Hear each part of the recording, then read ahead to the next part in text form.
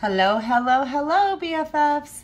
Welcome to Folklore Friday. I'm Katina from BFF Beauty, and this is where we join together our wonderful love of makeup and a little bit of paranormal as well. So today, most of our stories all come from Colorado. I don't have any so far outside of Colorado because Colorado has a lot of wonderful folklore going on. So today's story is called Frozen Dead Guy. So some people in Colorado are pretty familiar with this because of a famous festival that we have going on. But this Frozen Dead Guy folklore takes place in Nederland, Colorado.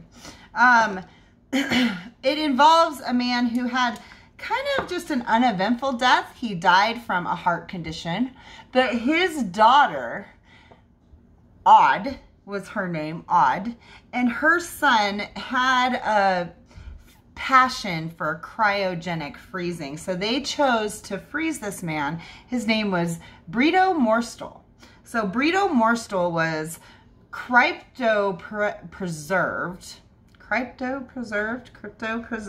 in the late 1980s. So in 1989, his grandson, Trygve Bog, I believe was his name. Let me look at that. Trygve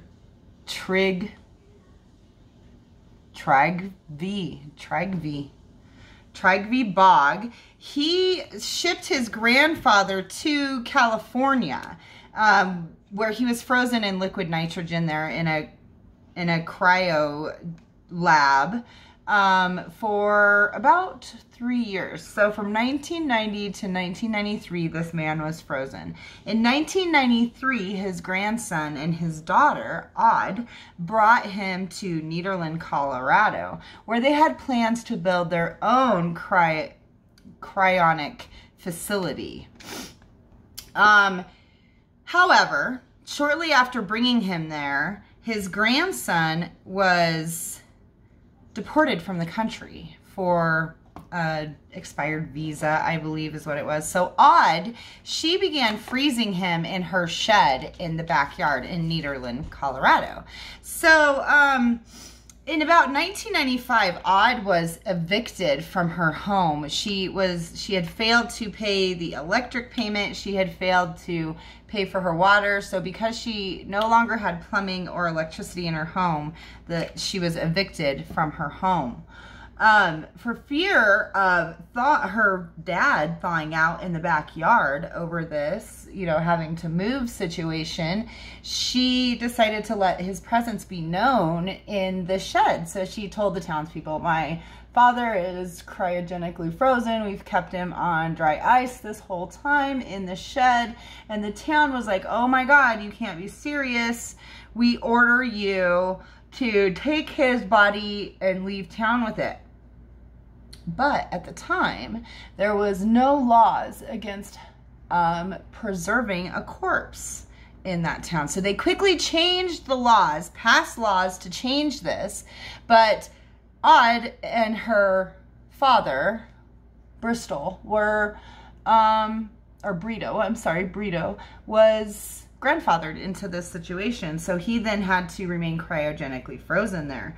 But how they went about it, she's now faced with trying to figure out how to keep him cryogenically frozen or frozen in any manner there. So the townspeople get together, feeling kind of sorry for them, and they decide to let the grandson come back and make some arrangements from where they were from to get this situation taken care of. So at that point, the townspeople come into play, and a man, the Iceman at the time, who delivered all the ice, decided that he would strike a deal with them and go ahead and start delivering dry ice to get it taken care of. Odd then found a caretaker to take care of the freezing process and the land and so forth. Tough Shed, the manufacturers of Tough Shed, decided to make a shed for this crypto mausoleum situation and keep the man there frozen in this Tough Shed. What a great marketing tactic, though. if you had a product that could keep, you know, preserve a body in this situation, what a great marketing tactic. So they donated a tuft shed to the circumstance to make it his forever tomb there. And they even, every tuft shed has its own serial number, and this particular tuft shed serial number is Grandpa 1. So this frozen dead man sitting up in Nederland, Colorado, living or dying, dead, resting place is what I guess we'll say, inside a tuft shed, his very own Grandpa 1 tuft shed.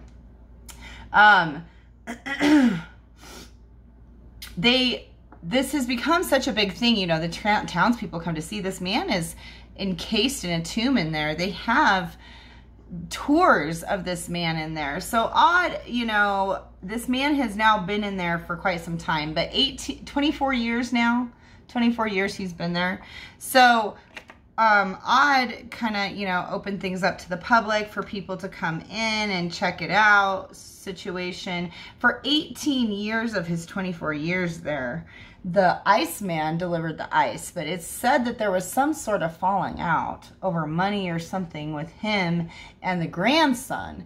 And so he then backed out of the situation. So now an undertaker, a few undertakers are the caretakers of the property and volunteers, you know. But to keep this man frozen every month takes 1,800 pounds of dry ice. And they ship that, get that up there every month, 1,800 pounds of dry ice.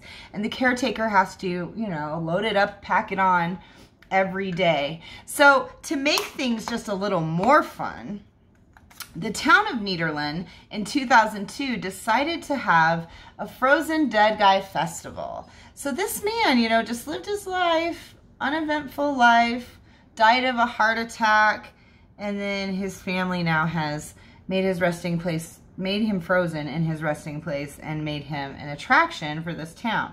So Frozen Dead Guy Days, those, it takes place in March, usually about the second week of March.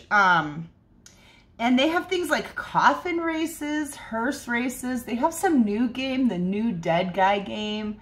I'm not really sure what that all entails because the festival was canceled this year because of COVID-19.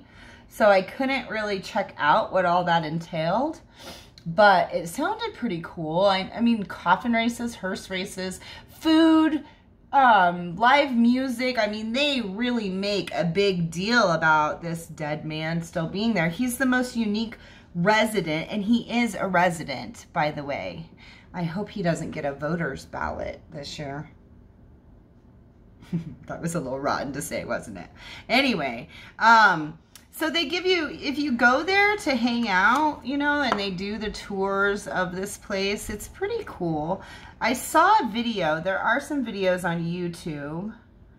I wonder if, nobody's talked about paranormal activity, but I almost wonder if you go there, if you can make contact with this man. I mean, he's inside a tomb there. So the tomb is basically like a concrete sarcophagus that's lined with that like space material blanket aluminum foil stuff, and then in the lid kind of opens up like a hot tub lid, kind of looks like a hot tub cover, and it opens up like a hot tub cover, and then this man is inside there. And I've seen in the video the caretaker is pouring a shot of whiskey from inside the tomb where he's kept the bottle of whiskey in there with Grandpa, and he's pouring a shot of whiskey, you know, with the tourists there, showing, you know, have a shot with Grandpa sort of thing. So I wonder if this man is eternally happy, or if he's like telling people he doesn't want to do this anymore.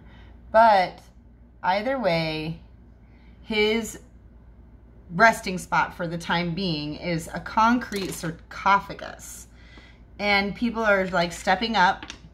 They open it up and you can look inside. Now, what do you see inside? You see this giant wrapped plastic, almost like butcher's paper, maybe plastic wrap looking body size package.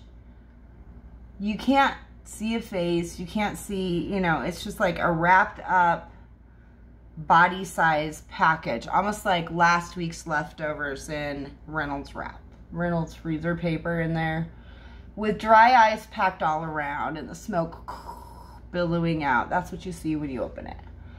All right, you guys, I think in my resting time, I'm gonna want to be treated like more than just some meatloaf that you really liked and needed to keep preserved in the freezer, because it really looks like dude is just hanging out in the deep freeze in his cryogenic mausoleum there.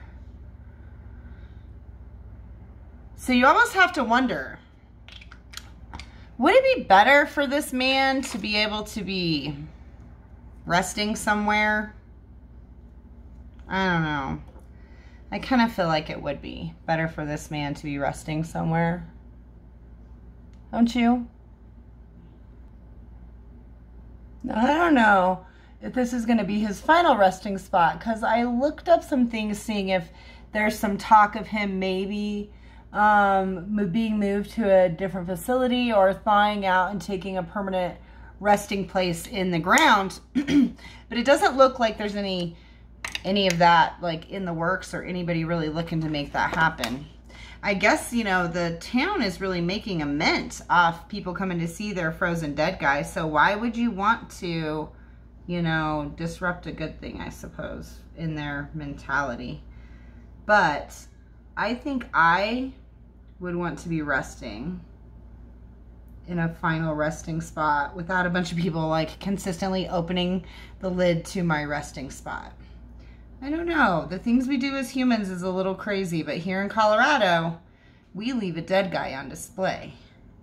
And we want y'all to hang out and check it out. So, what can I say?